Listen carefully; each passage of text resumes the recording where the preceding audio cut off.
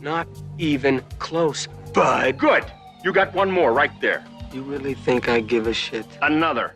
They only had one Saturday, one library, 5 kids who had absolutely nothing in common, and by the end of 8 hours, everything.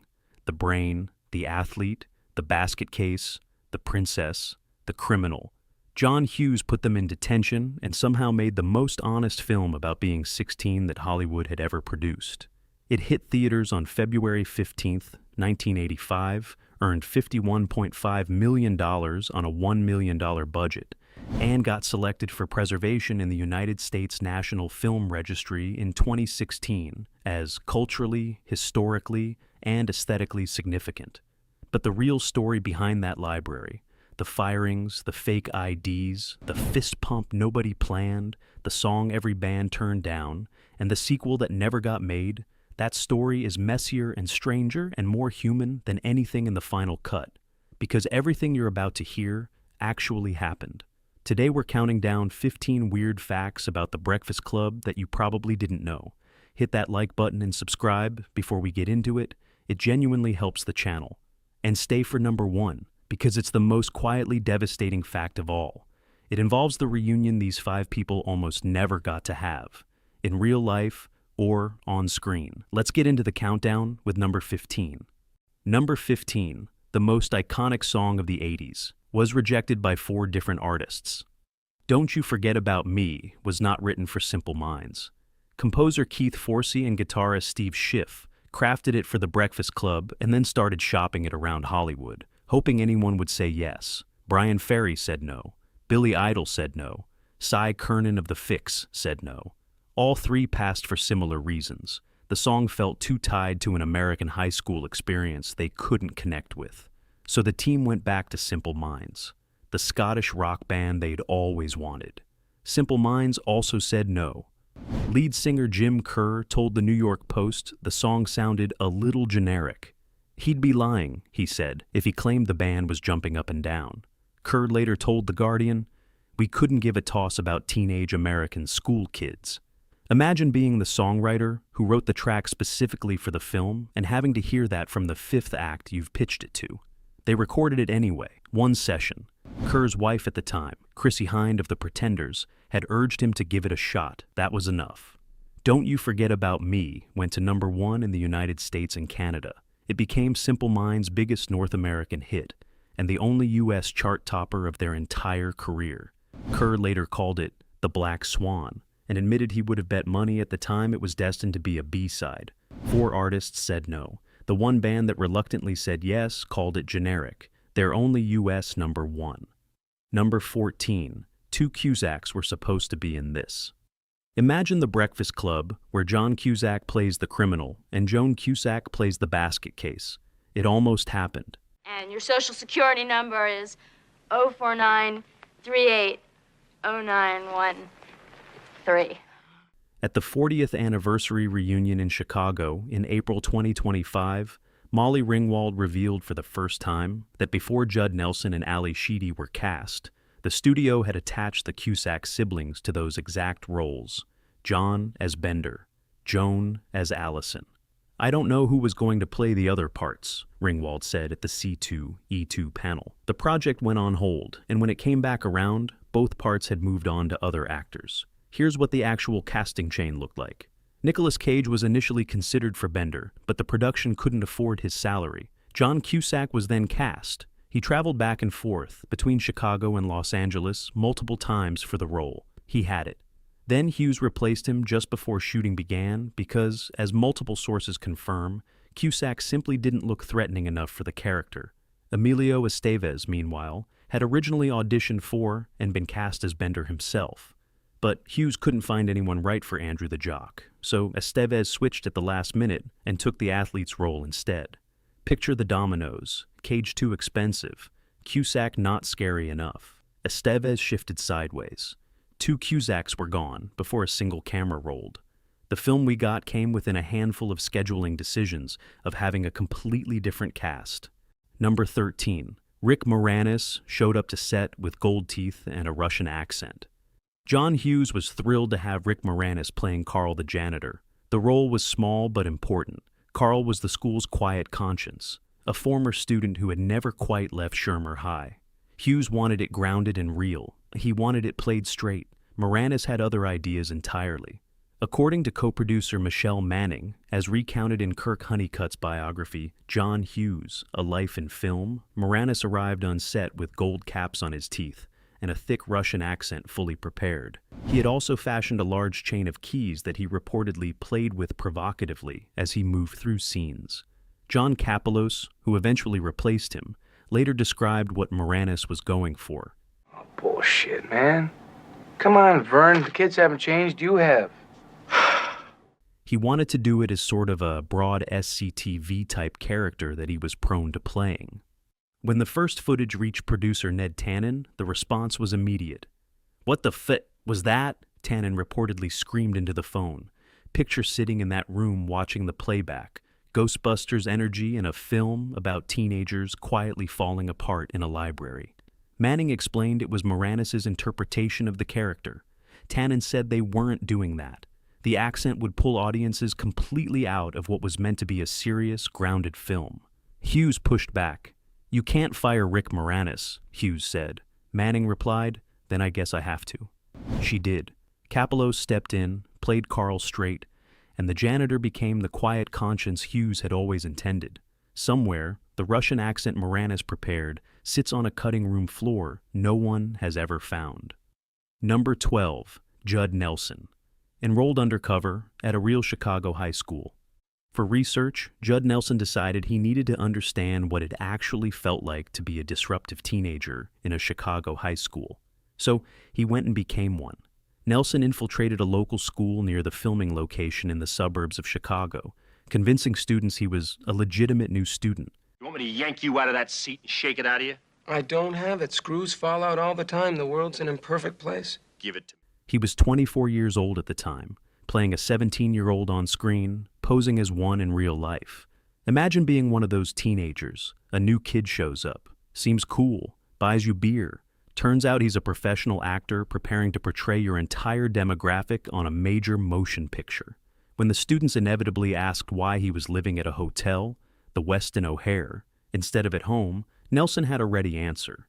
He told them his father was in jail and that he was staying at the hotel while his dad was incarcerated. Years later, reflecting on the whole episode, Nelson said, "They would ask me why I was staying there, and I told them my dad was in jail.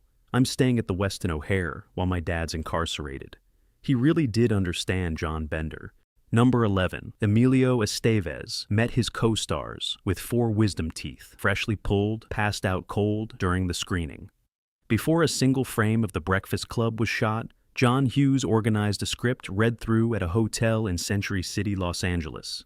It was the first time the full cast would all be in the same room together. First impressions. The night before, Emilio Estevez had all 4 of his impacted wisdom teeth pulled. His agent called anyway and told him he had to show up. "My face is swollen," Estevez said. "I'm on pain pills. I'm bleeding out."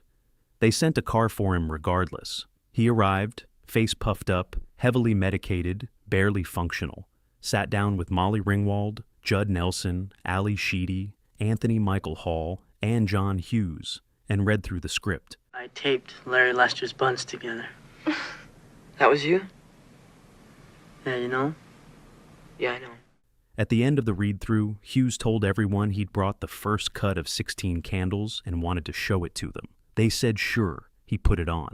Estevez didn't make it through the opening credits. He passed out cold from the pain medication. He woke up at the end credits. He looked over at Judd Nelson. Nelson looked back at him and said calmly, "I think you're getting fired." And I believed it too, Estevez told the crowd at the 40th anniversary reunion panel in Chicago in April 2025. "I thought, oh gosh, I just failed the final test." He wasn't fired. He went on to play one of the 5 most recognizable characters of the decade, unconscious at the starting line. Number 10, John Hughes wrote the entire script in 2 days. July 4th and 5th, 1982. That's when The Breakfast Club was written. According to Kirk Honeycutt's biography, John Hughes, A Life in Film, Hughes worked the way he always worked, late into the night, blasting British punk and new wave, chain smoking, words coming so fast that completed screenplays became the stuff of Hollywood legend. Here's the part that gets left out. Producer Adam Fields, who oversaw the production, told the New York Post recently that when Hughes first sent him the script, it wasn't a screenplay at all, it was a play. All took place in a classroom, Fields said. He had to ask Hughes, "Why did you write a play? We're in the movie business." Hughes replied that he hadn't really worked with actors before and thought a play would help. Fields told him they were going to make it as a film. 2 days to write. Then, an argument about whether it was even the right format. The script then sat in a filing cabinet at Maine North High School, the very school where the film would be shot, for years. When an assistant found it in 2015, it was dated September 21st, 1983. The original title, Saturday Breakfast Club. Claire Standish was still named Kathy Douglas.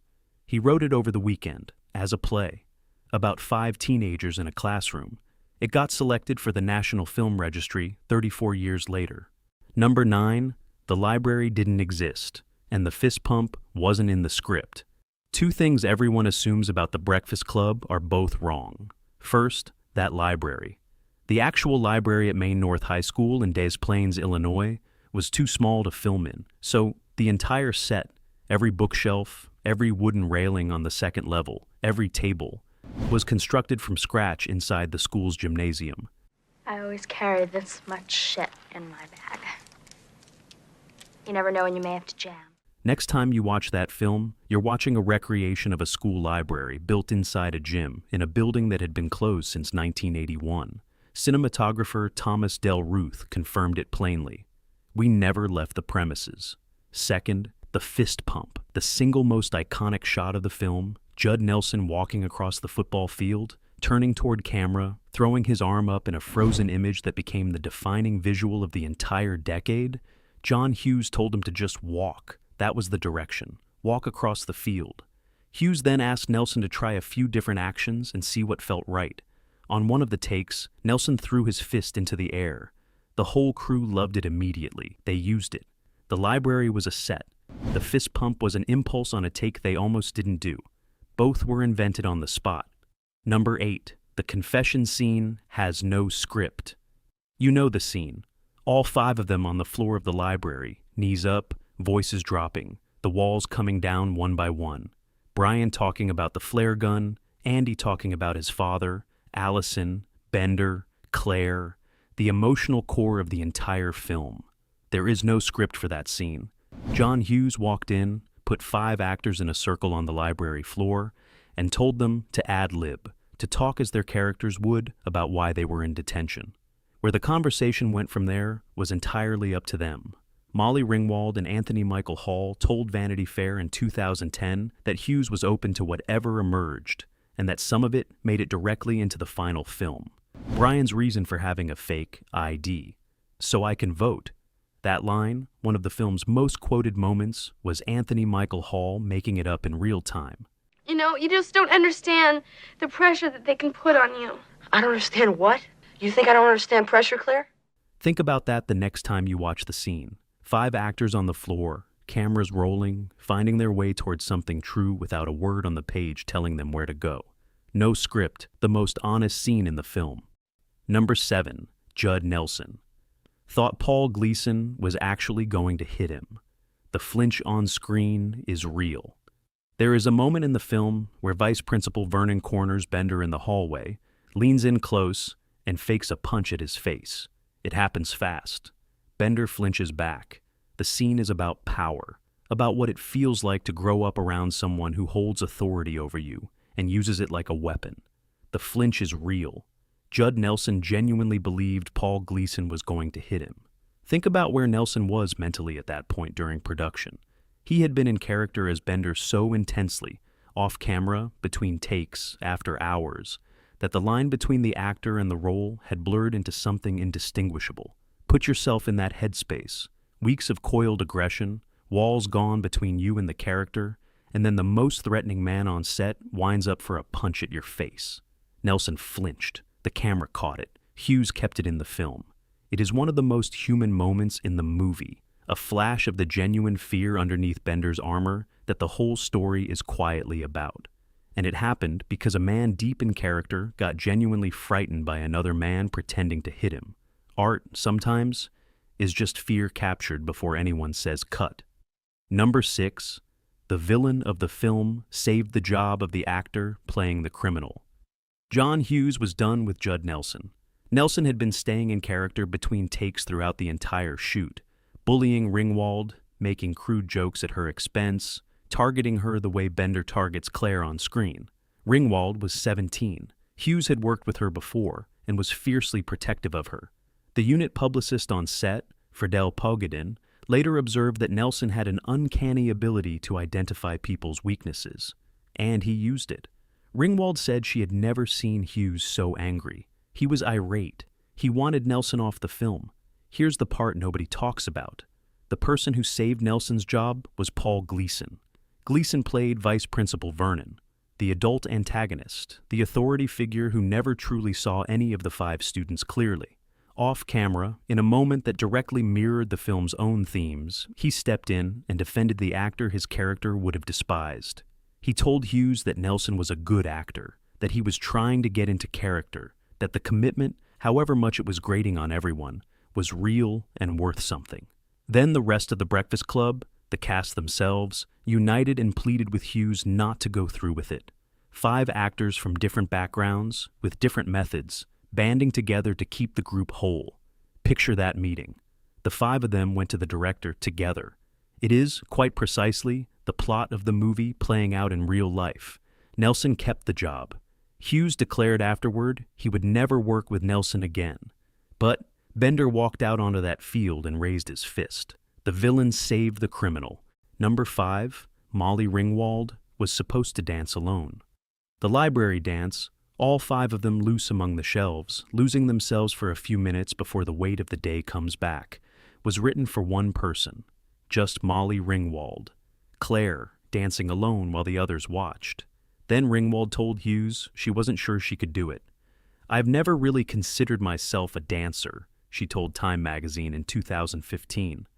"I took dance lessons, but I was more of a singer. I was like, God, I don't know about this." Hughes asked her, "What if we make everyone dance? Would that be better?" She said yes.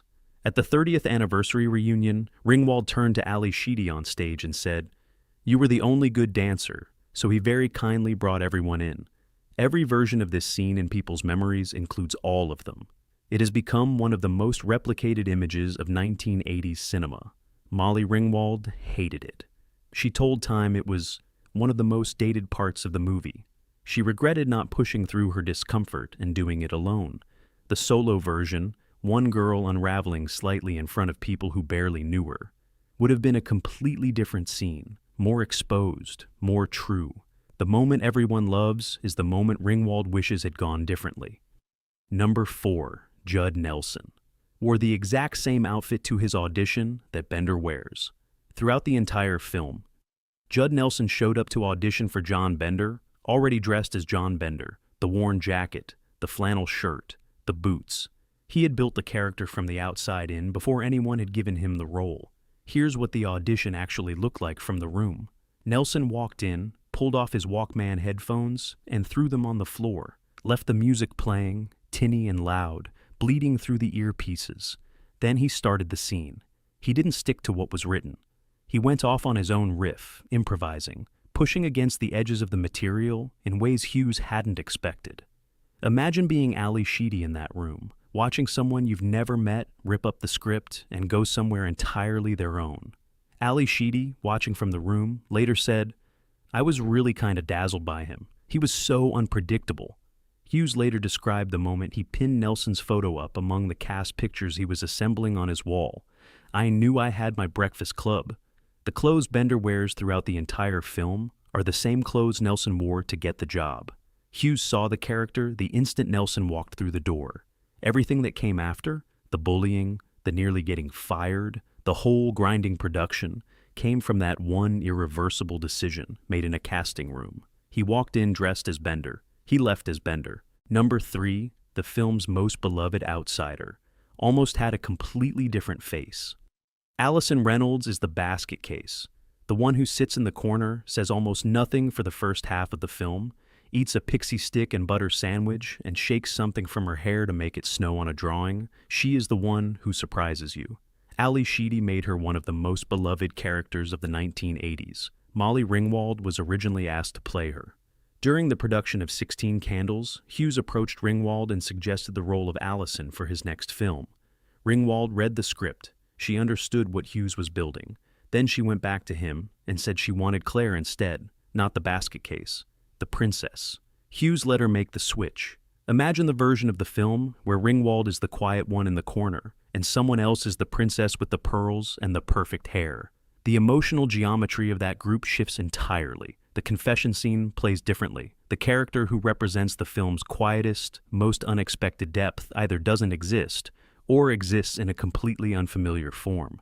Ringwald saw herself in Claire. Sheedy became Allison. And somehow, both of them were exactly right for the roles they ended up in.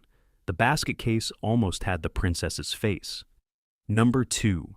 Hughes planned a sequel. Then, one relationship from the set. Quietly ended it. John Hughes told Anthony Michael Hall about it during their last phone call in 1987. The idea? Get the Breakfast Club back together in their 20s or 30s. Show who these people actually became on the other side of high school. Hall recalled the conversation in an interview with The Independent in 2021. At that time, he did mention the potential of doing a sequel to The Breakfast Club. It would have been all of us in our middle age. His idea was to pick up with them in their 20s or 30s. That idea was on his mind, but that was the last conversation I had with him. Ringwald has also said she was told a script had been drafted. Multiple people in Hughes' circle knew the idea was alive. It never happened. Here's why. After filming Wrapped, John Hughes declared that he would never work with Judd Nelson again. The method acting, the bullying, the weeks of provocation that had made the production a grinding, exhausting experience. Think about what that means for the sequel. You cannot reunite the Breakfast Club without the criminal at the center. The moment Hughes drew that line, the sequel quietly died. Hughes passed away in August 2009, age 59, from a heart attack while on a morning walk in New York City. The Breakfast Club never got its reunion on screen. We got one Saturday, one library, one fist pump, and a freeze frame. Number 1, the 5 people who made this film only had one day together, too. The full cast of The Breakfast Club didn't sit on a stage together until April 12, 2025, 40 years after the film's release. Think about that. The film is about 5 people who spend one extraordinary day together and then face the honest question of whether any of it holds when Monday comes. Hughes never tells you the answer. You watch a fist go up on a football field, and you wonder, did any of this last? For the people who made it, it didn't. Hughes and Nelson never worked together again. Hughes and Ringwald fell out in the late 1980s. Estevez stepped back from the spotlight. The Brat Pack scattered into separate careers and separate decades of being asked about a film they made in a closed school in Des Plaines, Illinois. 40 years later, a convention in Chicago, the city where it was all made, Judd Nelson, Molly Ringwald, Ali Sheedy, Emilio Estevez, Anthony Michael Hall, all 5, finally in the same room. Ringwald looked at Estevez and said to the crowd, "We don't have to use the cardboard cutout anymore." At previous reunions without him, they'd actually used one. Estevez said someone told him Ringwald had asked, "Does Emilio just not like us?" It broke his heart. He just always skipped reunions. He'd skipped his real high school reunions, too. The film asked whether one day can change you permanently. 40 years later, they were still finding out. And there you have it. 15 weird facts about the Breakfast Club. Which one surprised you most? Drop it in the comments. And hit that subscribe button so you don't miss the next one. Until next time.